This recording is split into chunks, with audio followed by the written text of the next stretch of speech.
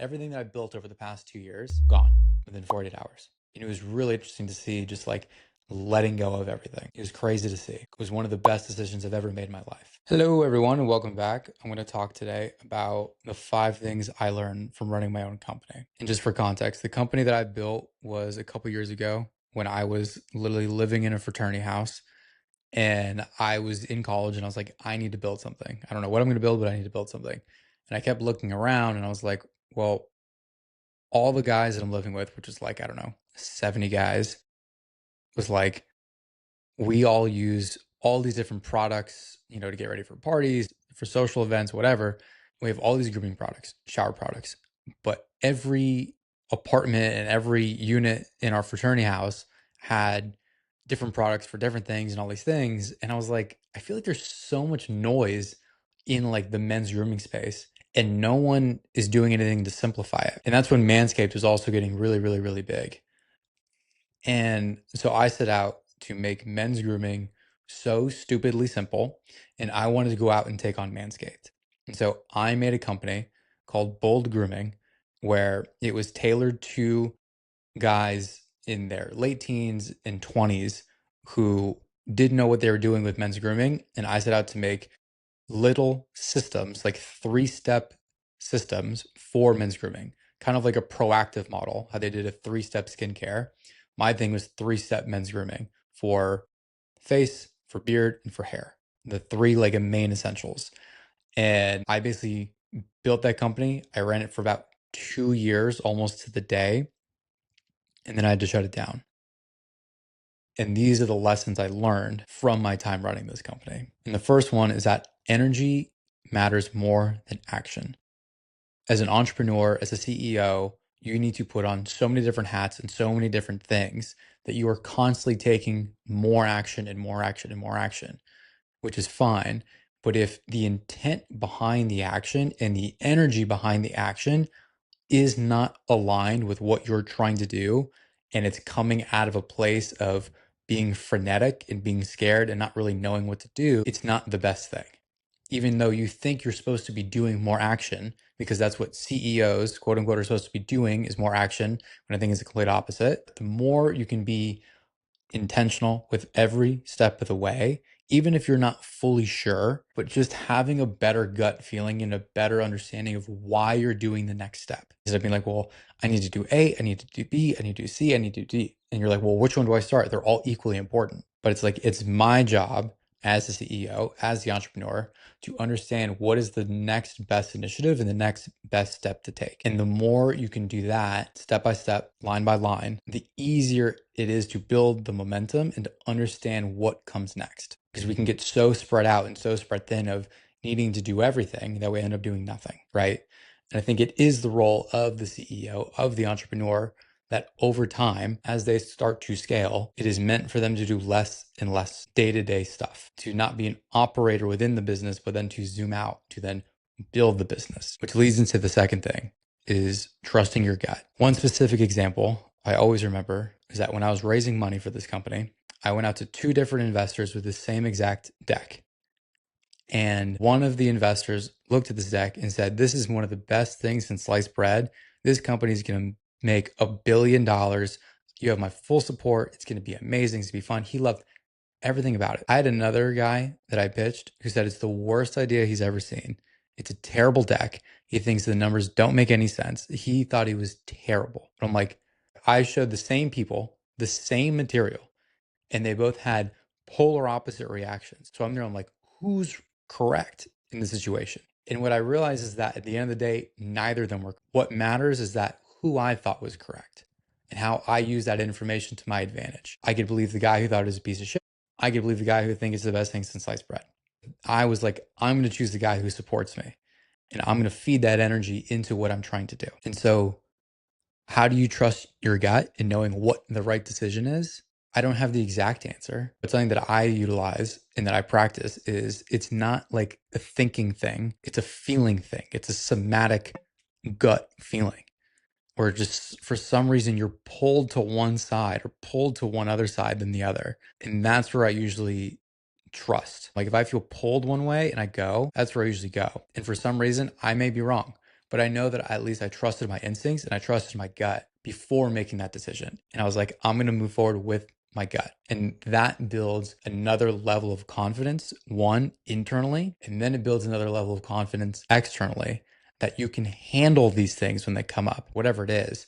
You're more confident that whenever something comes up and there's a fork in the road, you need to make a decision quickly. You can leverage that feeling of where you're being more pulled to in the moment, because that usually means it's not coming from fear. It's coming from within the soul. The soul knows where you need to go. The mind clutters everything and tries to actualize and rationalize everything, when the soul and the gut knows exactly where you need to go, even if it doesn't make sense. The other thing I learned is that if there's no margin, there's no mission. And one thing I did way too early when I was building my company was that I was trying to automate and scale way, way, way too fast. And I hired freelancers and influencers. I had like a fractional, technically CMO to do the marketing for me, who taught me everything though, which is how I have an in-depth marketing background, which then I applied to my now current job. And I leveraged freelancers, influencers. I leveraged a 3PL to store everything. I had a white labeling manufacturer in London who was making all the products. So everything was outside of my touch and outside of my reach, which is exactly what I wanted. Because anytime someone placed an order on my website, product was already in a 3PL that they would handle, they would pack and ship accordingly.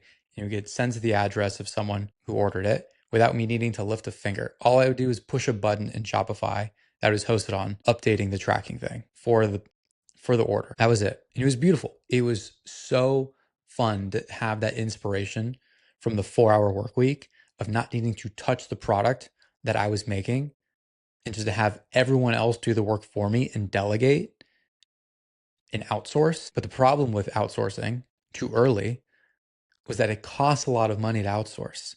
And I was under the impression that if I built the system very quickly and I kept outsourcing and built the system, as I grew the company, the acceleration of the volume of purchases and the volume of scale per month would outweigh the system, because the system only costs a certain amount. And I'm like, okay, I have this fixed cost. And I was hoping that over time, the accumulation of more volume and more purchases would outweigh that. But by the time I got to the end of the runway, it didn't scale quick enough. And so I had a little runway. So then I went out and raised money to try to build a longer runway. Then also during COVID, which is when I went to go raise the money, it was probably the worst time in history to go raise money. And no one wanted to give out money during that time because it was so uncertain. And it helped me realize that there's only so many things you can do as like a solopreneur. And there's only so much distance you can go as a solopreneur, even if you outsource everything, right? You can build a really good model, a really successful model. But as a solopreneur, I don't think you can go, to 100 million, $1 billion as a company. I think so. And it's something I still debate about today. I'm not fully sure. I don't know yet. Especially with AI coming, I really don't know anymore. We might have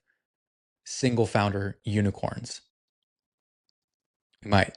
I don't know. But there's only so much bandwidth a person can have.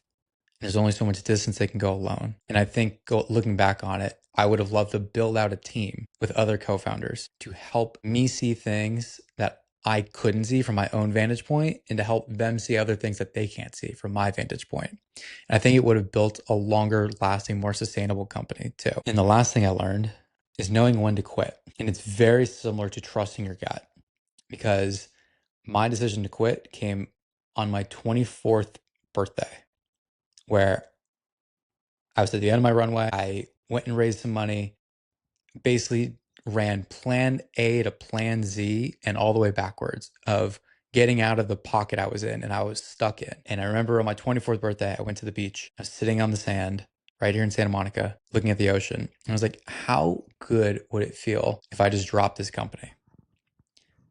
And I experienced a wave of excitement and enthusiasm and calm, and just a weight off my shoulders and relief I hadn't felt in the 2 years that I ran the company. And in that moment, I was like, that's the answer. That's the path I need to go on. And I didn't try to, well, I can try this and I can try that and I can do this. And I was like, no, I genuinely believe this was my time.